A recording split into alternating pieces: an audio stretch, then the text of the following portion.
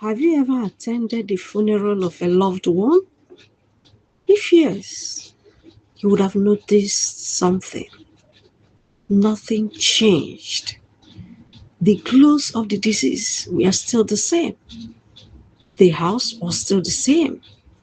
Even the streets did not change. You cried. Later, you had your bath. You ate. You slept. Life went on. And exactly the same way life will go on when you are no more. Child of God, you only have now. So create your happiness. Make it a point of duty to live joyfully.